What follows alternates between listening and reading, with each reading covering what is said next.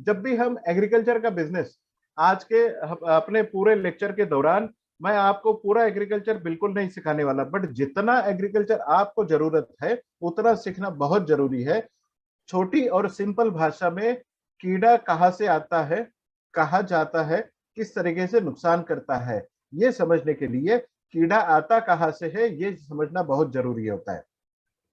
जो भी कीड़े अपने पौधों के ऊपर या खेत के ऊपर में पाए जाते हैं, हर कीड़े के पीछे में, हर इल्ली के पीछे में या सुंडी के पीछे में एक बटरफ्लाई होती है।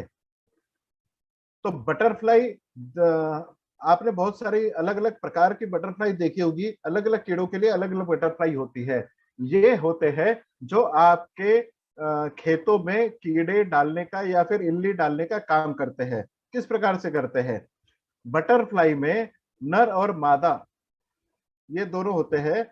अमावस के दिनों में, मैं कुछ ये स्टोरी नहीं सुनाने वाला हूं कि आपको नो मून डेज या अमावस के दिनों में क्या होता है, बट ये साइंस है, साइंस का एक चैप्टर है, आपको ये किसान भाइयों को समझाना बहुत जरूरी है।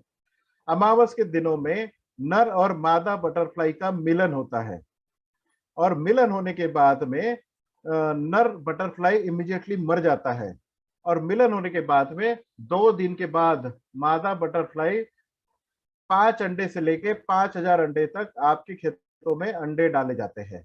पत्तों के नीचे, फूलों के नीचे या फिर फलों के नीचे ये अंडे डाले जाते हैं, और अंडे डालने के बाद में मादा बटरफ्लाई भी मर जाती है। मतलब ये जनरेशन खत्म हो गया, बट उन्होंने जो अंडे डाले हैं अपने खेत में, वो अंडे मतलब अमावस के चौथे दिन अंडे आपके खेत में डाले जाएंगे। अब वो जो अंडे डाले हैं वो अगले 3 दिनों में आपके अंडों से, उनके अंडों से बाहर निकलेंगे, और ये होते हैं सबसे डेडली डेंजरस सुंडिया, जो आपके खेतों में बाहर निकलते ही आपके पौधों को, फूलों को और फलों को नुकसान पहुंचाने का काम करता है। मतलब दिन कौन सा आया? अमावस के छठे दिन बाद इल्लिया आपके खेतों में दिखना चालू हो जाती है। मतलब सुंडिया, जो भी कीड़े आपके खेत में आते हैं ये दिखना चालू हो जाते हैं। इसका मतलब यही है, समझना बहुत जरूरी है कि अमावस के दिन के छठे या सातवें दिन या आठवें दिन अगर आप छिड़काव करने के लिए आपके किसान भाइयों को बताते हैं तो वो डेफिनेटली 100% आपको रिजल्ट देने वाला है। ये अंडे बढ़ते बढ़ते 4 अवस्थाओं से गुजरते हैं और बड़ी सी इल्ली बनते हैं जो आपको खेत में दिखती है, बट नुकसान जो है, जो इल्ली आपको आपकी नजर से दिखती है वो नुकसान कर चुकी होती है, जो अपनी खुली आंखों से आपको दिखती है। बट जो इल्ली आपको दिखती नहीं है वो ज्यादा नुकसान करती है।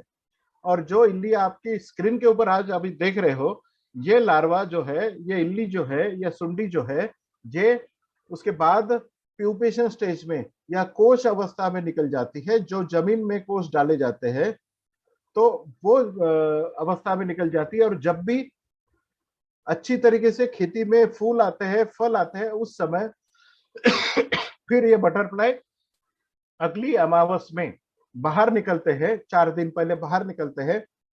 आपके खेतों में 4 दिन की उनकी लाइफ होती है बटरफ्लाई की। फिर नर मादा का मिलन होता है, फिर अंडे डाले जाते हैं। इस प्रकार से ये जो साइकिल आपके सामने दिख रही है, ये 25 दिन से लेके 42 दिन तक अपना एक लाइफ साइकिल कंप्लीट करती है। मतलब हर सुंडी के पीछे में अलग अलग प्रकार की बटरफ्लाई होती है, बट कोई भी दवाई का छिड़काव या फिर रिकमेंडेशन जो आपको करनी है वो नो मून डेज के छठे, सातवें, आठवें या 10 दिन तक आपको आपकी दवाइयों का छिड़काव करना बहुत जरूरी है। बट एक बात यहाँ पे देखना बहुत जरूरी होगी, अगर नो मून डेज मतलब अमावस के रात के बाद में अगले 3 दिन में अगर आप छिड़काव करते हैं तो आपके खेत में अंडे डाले ही नहीं जाएंगे। मतलब नुकसान होने का कोई सवाल ही नहीं आता। बट अगर वो दिन आपसे छूट गया तो आपको किसानों को बताना बहुत जरूरी है कि अमावस के छठे, सातवें, आठवें या 10वें दिन तक आपको इस दवाइयों का छिड़काव करना है, ताकि अगले अमावस तक आपके खेतों में कोई भी कीड़ा नहीं रहेगा। ये फिलोसॉफी साइंस है।